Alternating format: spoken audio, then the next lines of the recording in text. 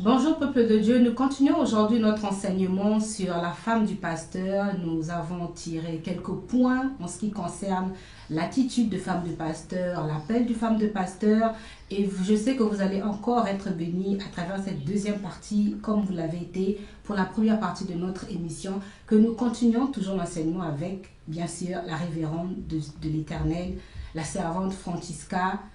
Est-ce que la femme du pasteur ne doit pas avoir une formation quelconque? Non, on n'a pas, Dieu n'a pas donné un cahier de décharge pour tout le monde. Voilà pourquoi je dis que c'est par le Saint-Esprit.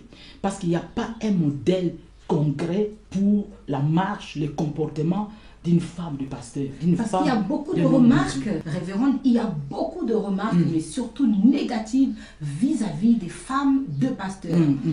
Il n'y a pas un cahier, il n'y a pas un cahier de décharge, il n'y a pas une liste, et voilà comment la femme du pasteur doit se comporter. À savoir tout simplement que la femme du pasteur, elle doit être d'abord née de nouveau, elle est enfant de Dieu et elle a le Saint-Esprit.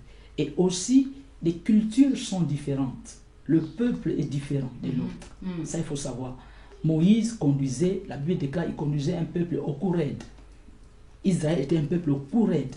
Moïse avait une façon de marcher avec ce peuple-là. Il ne blaguait pas. Tu vois, quand tu as le Saint-Esprit avec toi, tu connais, non? Tu vois quel est le peuple que tu es en train de conduire, n'est-ce pas? Hein? C'est vrai, ouais. Tu sais, le peuple est comment? Et ton attitude va aller par rapport au peuple aussi. Oui, mais ça, c'est quand on a l'expérience. Mais pour un jeune couple qui commence... Elle va vers le Saint-Esprit. Elle commence, mais elle va vers le Saint-Esprit. Il y a des choses que je dirais qu'il faut qu'elle évite la familiarité. Avec les fidèles. Avec les fidèles. Et il y en a qui font vraiment du rentre-dedans. Hein, quand elle apprécie la maman pasteur, elle veut forcément... Non, la femme du pasteur doit mettre maintenant une barrière. Elle doit mettre une barrière. Parce que ce ne sont pas tes camarades. Parce que ça, si tu commences déjà à ouvrir la brèche comme ça, c'est-à-dire que tu les considères comme tes copies, hein, la familiarité rentre. C'est là où ils peuvent venir te dire que voilà, regarde, ta façon de se maquiller là, vraiment, ça ne me plaît même pas. Ta façon de s'habiller là. Pourquoi? Parce que tu as eu trop de conversations légères avec elle. Tu as ouvert la porte pour qu'elle commence à se permettre. À se maquiller de respect. Il ne faut pas se familiariser. Non, ce sont des fidèles et aller vers eux par amour, toujours avec amour, mais on reste dans le cadre spirituel. Imaginez une jeune sœur face à une sœur de l'église, une maman ou une mamie. Comment elle va faire face à ça? Une jeune sœur de 30 ans devant une sœur de 60 ans. L'autorité spirituelle. Amen. L'autorité spirituelle, celui qui est en toi là, celui qui t'a établi, tu as l'autorité, tu as le charisme. C'est pour ça qu'il faut avoir le charisme. Ça, je sais qu'il y a beaucoup de femmes de Dieu qui n'ont pas. C'est pour ça que je dis que c'est un appel. C'est un appel, hein. Tu ne peux pas être léger, tu ne peux pas avoir un caractère. Il faut avoir un caractère. Voilà, c'est peu importe. Peu importe, il y a des gens qui sont peut-être plus âgés que toi, mais tu le diriges. Il faut avoir ce caractère-là déjà avant l'appel ou se forger ce caractère dans l'appel. Parce que franchement, moi, c'est... Par la grâce de Dieu, ce caractère déjà, on l'a.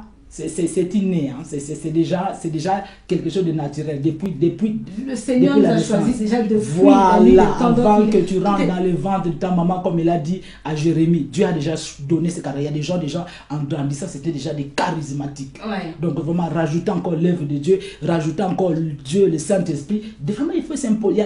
Pour le respect, il faut s'imposer. Il faut s'imposer. Mais maintenant, il faut le charisme. Il faut tout simplement le charisme. Et puis, c'est ces gens-là, il faut les enseigner. C'est vrai, il faut les enseigner. Enseigner qui? Enseigner le peuple. Il faut enseigner le peuple sur la loi de l'honneur. Et le respect. Et le respect. Et le respect, il faut les enseigner. Si le peuple n'est pas enseigné, c'est là où le peuple dit n'importe quoi, fait n'importe quoi à la femme de leur leader. Révérende, que le peuple de Dieu soit vraiment édifié. Amen. Par nos questions, parce que je ressens beaucoup de questions. Alléluia. Et par la grâce de Dieu, vraiment, j'en profite de votre présence pour poser toutes ces questions-là, pour me décharger, pour que le peuple de Dieu soit béni. C'est le but, afin qu'il soit édifié. Alors, imaginez dans l'église la jalousie de la maman pasteur, mais qui est bien placée. Une sœur qui se présente souvent devant le pasteur, qui vient tout le temps en décolleté, en mini-jupe, en train de faire ses grimaces, ses attitudes vis-à-vis du pasteur. Et la maman pasteur remarque ça, et ça commence à susciter de la jalousie dans le cœur de la femme du pasteur. Comment elle gère une situation pareille? Oui, que Dieu soit loué. Et comme tu as dit que la jalousie bien placée. Hein, oui, là c'est bien placé, c'est vraiment quelque chose qui se passe. Elle a vu, vient à l'église devant le pasteur en mini-jupe, en décolleté, en train d'avoir des attitudes mielleuses vis-à-vis du pasteur, les cadeaux, même on peut y en avoir qui vont plus loin, qui font des cadeaux, mais vraiment exagérés. La femme du pasteur. Faire cadeau à son pasteur, une seule qui fait cadeau à son pasteur, ça c'est pas déjà mauvais. Mais quand maintenant, c'est pour ça que je dis encore que la femme du pasteur a un rôle à jouer dans l'église. Vraiment un rôle à jouer. C'est pour ça qu'un pasteur qui va nous suivre vraiment, qu'elle investisse dans sa femme pour que sa femme vraiment soit vraiment une bénédiction. Elle est déjà une bénédiction, mais c'est lui qui ne remarque pas ça. Moi, je dirais là aussi, ça demande, parce qu'il y a des choses qu'on ne peut pas dire à son pasteur. Une sœur dans l'église qui va aller dire des problèmes intimes au pasteur tout le temps. Ce n'est pas une bonne chose. Hein. Faut savoir que le diable est très rusé. Le diable peut utiliser n'importe vraiment. C'est pour ça que maintenant, la sagesse du pasteur demande qu'une telle sœur, il la renvoie vers sa femme. Il faut que le pasteur s'en rende compte. S'en rende compte. Ça, c'est pour se garder. Maintenant qu'il faut que le pasteur dise à sa femme que, regarde, elle vient me dire ça, je lui dis, toi, il faut que tu... Mais il faut qu'il renvoie la sœur vers sa femme, parce que c'est un problème qui est intime. Donc, on ne peut pas dire ça. Tu ne peux pas le dire, vraiment, ces choses-là. Je ne peux même pas le dire à ton pasteur. Maintenant, la question que tu m'as posée par rapport à la jalousie. Là, il faut que les motivations soient pures. Hein? La motivation de la femme du pasteur soit pure. La Bible nous dit que frapper les bergers et les troupeaux sera dispersé. À savoir que le diable est rusé. Le diable vise les pasteurs. Les pasteurs dans les églises sont les cibles de l'ennemi. Voilà. Le diable, maintenant, pour passer vers le pasteur, il peut passer par la femme. En donnant, par exemple, la jalousie. Cette femme-là, elle doit d'abord avoir des motivations pures. Dans quel sens que, pas tout simplement mettre la jalousie parce que c'est mon mari en avant. Ça, si elle met ça de là en avant, Dieu est contre. Voilà, ça c'est en second. La femme doit d'abord réagir par rapport que si cette femme continue et que si cet homme tombait dans le péché, c'est tout le peuple. C'est l'œuvre de Dieu. C'est le troupeau. Voilà, ça ce sont des motivations pures. Amen. Voilà, ça, même si elle peut sortir toutes ses forces, Dieu est avec lui. Il faut beaucoup de sagesse. Dieu est avec elle. Oui. Il y a beaucoup de sagesse. Beaucoup de sagesse. Aussi, si elle voit que maintenant, parce que si sa motivation est vraiment correcte et pure et vraiment juste devant Dieu, parce que je ne regarde pas que mon mari, parce que si c'est mon mari, ce n'est pas vraiment trop grave entre griffes. Elle peut réagir. Elle peut réagir. Pourquoi? Parce qu'elle ne voit pas que son mari. Elle voit le serviteur de Dieu. Quand on frappe les bergers, les troupeaux se dispersent. Donc là, elle peut agir avec toute sa force. Ce n'est pas un péché, parce qu'il y a beaucoup des envoyés du diable dans les églises. Donc là, sa jalousie, elle est pure, elle est sainte, sa jalousie. J'ai une question qui me vient, c'est vrai que nous avons déjà parlé de l'accoutrement, mais nous avons dit qu'il y a des sœurs dans l'église qui cherchent à ressembler à la femme du pasteur, à copier l'habillement, le style vestimentaire. Mais il y a des femmes de pasteurs aussi qui, par rivalité, cherchent aussi à copier les sœurs dans l'église, qui rivalisent avec les sœurs de l'église. Oui, ça c'est une erreur, vraiment c'est une erreur. C'est pour ça que la Bible dit aussi que la femme sage bâtit sa maison. Ce sont quelque part entre eux, ce sont tes enfants. On ne peut pas se rivaliser avec ses enfants. Ce sont les brebis du Seigneur. Donc, se rivaliser, c'est insensé. La femme du pasteur sait qu'elle doit chercher. Vraiment, celle qui m'écoute, qui vient de rentrer dans le ministère ou bien qui est déjà dans le ministère, ce n'est pas se rivaliser. La femme du pasteur doit chercher toujours qu'elle soit supérieure dans la connaissance. Elle doit chercher à différencier avec les fidèles dans la connaissance des Écritures, pas dans les vêtements, pas dans les tenues vestimentaires, non. Parce qu'il y aura toujours des gens qui seront plus belles qu'elle, hein.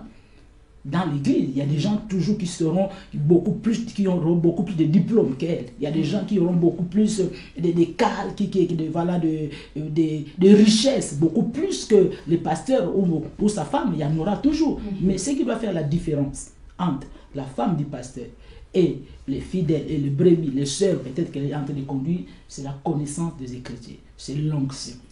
Voilà, c'est l'onction qui va faire la différence. La femme du pasteur, elle doit chercher à rester vraiment constamment dans la présence du Seigneur pour recevoir la parole, pour recevoir vraiment de Dieu, pour donner au peuple, pour les exhorter. Mais c'est concurrencer parce que non, je vais être comme tel ou bien tel a acheté, et, je ne sais pas, une maison, et comment ça se fait que nous on n'achète pas, ça c'est enfantin. Ça c'est être un modèle pour que le peuple puisse copier vraiment le modèle dans la spiritualité, dans l'onction et aussi dans son accoutrement aussi. La Bible déclare que soyez les modèles du troupeau. Là-dessus aussi, voilà pourquoi si la femme du pasteur se met en décolleté, eh bien c'est toute l'église qui se mettra en décolleté. Si tu mettra comme ça, mais tu vas dire quoi maintenant? Tu vas dire quoi aux fidèles? Et quelque part, tu es en train de mettre ton mari dans une position où il y a beaucoup de prédications, il ne peut pas parler, il ne peut pas dire. Par exemple, la femme du pasteur qui est dans la médisance. Donc tu mets ton mari dans une position là qu'il ne peut pas parler sur la médisance. Parce que quand il va commencer à dire que la médisance c'est un péché, la Bible déclare qu'il ne faut pas médire. Mais les gens vont dire qu'elle est sa faute. Et sa propre femme. Et sa propre femme. Quand le pasteur va prêcher que vous habillez-vous d'une manière vraiment décente, un enfant de Dieu doit s'habiller comme ça. Mais les gens vont dire, et sa femme? Il n'a qu'à éduquer d'abord sa femme. Tu vois, tu vas mettre ton mari dans une position là où il y aura même des prédications. Il ne peut pas dire, il sera limité. Pourquoi? Parce que si je dis ça, mais le peuple va dire, voilà pourquoi on doit être des modèles. Une femme du passé doit être vraiment un modèle. Comme Paul disait à Timothée, soyez un modèle du troupeau. En parole, en acte, voilà, en comportement, tout ça. Amen. Ouais. Et c'est quelque chose qui s'apprend jour pour jour, hein, parce qu'on peut commencer, il y a beaucoup de femmes du passé qui ont commencé vraiment, et quand elles s'habillaient, c'était de manière vulgaire, mais avec le temps, elles sont enseignées par le Saint-Esprit et puis elles évoluent. Elles ont peut-être aussi un modèle aussi, qu'elles prennent aussi d'une certaine... Oui, peut-être. Agir par rapport à l'œuvre. Voilà, peut-être elles ont aussi un modèle, elles ont elles aussi un leader. Un leader, oui, qu'elles peuvent imiter. Voilà, si elles en ont, et aussi il faut tomber sur une bonne, hein, parce qu'il y a des gens, après, tout ce qu'on voit aussi sur les réseaux sociaux, c'est pas édifiant. Donc. Alors, je sais que ma question suivante va vous faire rire, mais je vais quand même la poser. Oui. C'est par rapport à l'infidélité de la femme du pasteur au sein de l'église avec les fidèles. Ou même hors de l'église. Il y en a beaucoup j'ai beaucoup de retours de ce genre. L'infidélité des femmes de pasteurs. Ça me fait triste déjà même. Mon cœur est déjà triste pour ces genres de choses. Ça fait déjà, c'est triste. C'est vrai que, bon, ce sont des cas peut-être rares, hein, mais ça arrive. Que les femmes de Dieu, que les femmes des hommes de Dieu craignent Dieu. Vraiment qu'elles craignent Dieu. S'il y a... Tu sais, la tentation ne vient pas d'un seul coup comme ça. La tentation commence dans le pensée. Hein. Quand le diable est parti tenter le Seigneur dans Matthieu 4, il a commencé dans le pensée. Hein. Si tu dis à ces pierres de devenir le pain, donc le pain était là, mais ça s'est passé dans le pensée. Je ne pense pas qu'on peut tomber une seule fois comme ça. Ça a commencé déjà dans le pensée. Maintenant, quand le pensée commence à venir comme ça, cherche le secours. Prie Dieu, jeûne, chasse cet esprit-là. Mais sinon, si ça part toujours pas, cherche quelqu'un à qui tu peux te confier. À qui tu peux te confier parce que c'est pas bien. Parce qu'il y a beaucoup de gens qui viennent comme ça. Comme je dis toujours, comme je suis en train de dire, que les cibles, c'est les pasteurs. Frapper les bergers et les brebis seront dispersés. C'est-à-dire qu'ils sont en train de voir que les pasteurs, on ne peut pas atteindre les pasteurs, mais on peut passer par sa femme. Comment sera le cœur d'un tel homme de Dieu? Si sa femme a fait un tel acte. Mais peut-être que la femme du pasteur n'y a pas pensé. Mais le diable, comme vous le savez, révérende, est tellement rusé. Il est rusé, mais il est vaincu aussi. Un frère sans que la femme du pasteur n'ait eu l'idée. Et elle s'est laissée emporter Non, il faut faire. Mais Joseph a fui, non. Joseph a fui. Pourquoi il n'a pas fui? Vous les conseillez de fuir? Oui. Elle doit fuir, même si elle doit sortir nue dans l'humain, elle n'a qu'à sortir nue. Hein? Parce que c'est pour ça que je dis que ça passe déjà dans le pensée. Soit, parce qu'il y a des beaux gars aussi, hein, des beaux hein, dans les églises. Hein. Il faut que tu sois en Christ. Blindé. Parce qu'il y a des gens qui disent, ce frère-là, il est beau. Hein. Pourquoi la femme du passé, tu ne peux pas aller complimenter les frères. Tu es déjà tombé en pensant comme ça. Tu ne peux pas aller faire des compliments. Il faut la sagesse. Comme je disais qu'on n'a pas un cahier de décharge pour dire que tu dois te comprendre. Mais il faut la sagesse. Dire que non. Moi, le frère, non. Même si je le vois comme ça, mais tu ne peux pas dire, ah frère, tu es bien habillé. Ah frère, tu sais que tu es beau. On ne peut pas dire ça. C'est déplacé comme ça. C'est déplacé déjà. Mais quand maintenant le diable voit que, oh, donc, il commence déjà à faire des compliments. Donc, je peux rentrer. Elle a ouvert une porte. Elle a ouvert une porte. Donc, il faut vraiment se mettre sur ses gardes. Il y a beaucoup... Non, mais il faut éviter ça. Il faut éviter ça. Moi, je pense qu'on peut éviter ça. Oui, on peut éviter ça. Parce que moi, je connais des gens, depuis qu'ils sont nés de nouveau, jusqu'à leur mort, 90 ans, ils ne sont pas tombés. Hein. Ils ne sont pas tombés. La grâce, mais il faut aussi... Tu as ta part aussi. Hein. Tu as ta part. Tu peux pas... Par exemple, la femme du pasteur fait venir un frère à la maison. Ah non. En absence du pasteur. En absence du pasteur. Non, les enfants ne sont pas là. Non. Ou même c'est pas la sagesse. Chez un fidèle, un frère. C'est ça le parce qu'il a besoin de prière. Non. C'est pour ça. Les femmes des pasteurs complètes sont là pour compléter, sont là pour aider leur mari. Parce qu'il y a des situations que le pasteur ne peut pas traiter. Il peut envoyer sa femme. Par exemple, un pasteur ne peut pas aller visiter une sœur. Il peut envoyer sa femme. Donc la femme aussi doit se préserver. Il n'y a pas que les pasteurs. Mais il y a un frère qui dit que non, je vais venir faire les travaux chez vous. Mais il faut que le pasteur soit là. Si le pasteur n'est pas là, même si c'est un frère qui craint Dieu, ne refuse tout ça. La sagesse demande que tu refuses. Tu dis que non. Il faut éviter. Le diable est rusé comme tu dis. Mais on peut faire face, dit que la Bible déclare qu'il rôde tout autour, il cherche qui va dévorer, mais il ne faut pas se laisser trouver aussi par le diable.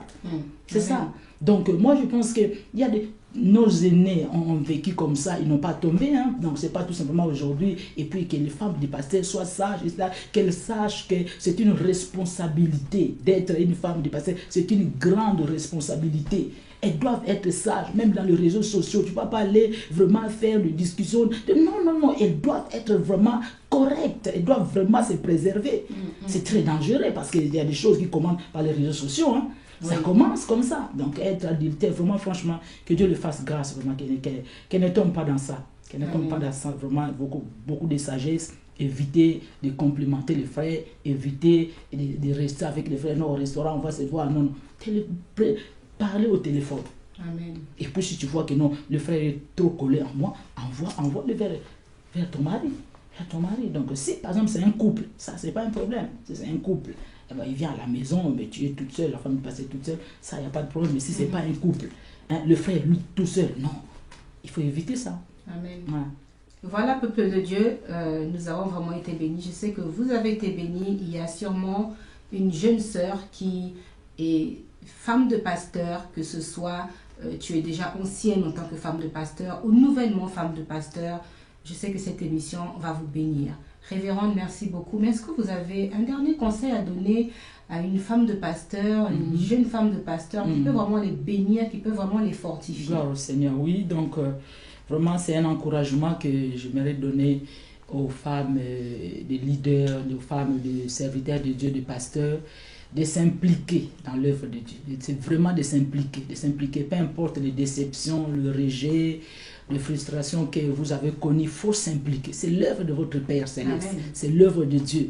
Donc ne pensez pas que même si vous pensez croire que votre propre mari vous étouffe. Non. Il ne peut pas vous étouffer. C'est juste tout simplement l'impression que vous avez, sachant que le temps de Dieu n'est pas encore là. Mais faites ce que vous pouvez faire en coulisses, la prière, l'intercession, le jeûne. Vous intercédez pour l'église, vous intercédez pour les membres de l'église, vous intercédez pour votre époux qui est le pasteur et au temps marqué, vous servirez l'Éternel. Et puis à savoir qu'on peut beau prier que hey, Seigneur, je vais commencer à prêcher comme je suis la femme du pasteur, moi aussi je dois commencer à prêcher. Ça, c'est pas donatement. Toute femme du pasteur qui est appelée à la prédication. Non. Donc, tu peux être appelé à faire autre chose, soit ta conduite tout simplement. Même l'écodime, tu peux être responsable d'une école de dimanche. Donc, ne t'attends pas tout simplement que je dois avoir un rôle majeur à l'église parce que toutes les femmes maintenant que je vois sur les réseaux sociaux, les maris prêchent, la femme aussi prêche. Ça, c'est pas donné à tout le monde. Ça, c'est un appel. Ça, c'est un appel vraiment parmi les 5 ministères. Mais tu peux évoluer dans un autre domaine aux côtés de ton mari. Vraiment que Dieu vous bénisse. Peuple de Dieu, vous avez été vraiment bénis à travers l'enseignement que nous avons eu aujourd'hui avec la révérende. N'hésitez pas à nous faire des retours, toujours inspirés par le Saint-Esprit. N'hésitez pas de nous poser encore des questions si vous êtes femme de pasteur, de nous faire part de ce que vous avez vécu, de nous faire part de ce que vous traversez en ce moment. Que Dieu vous bénisse d'avoir regardé cette vidéo. Que Dieu vous bénisse d'être toujours connecté sur la chaîne Winners Ambassadors TV. On se retrouve très bientôt pour une prochaine émission. Au revoir.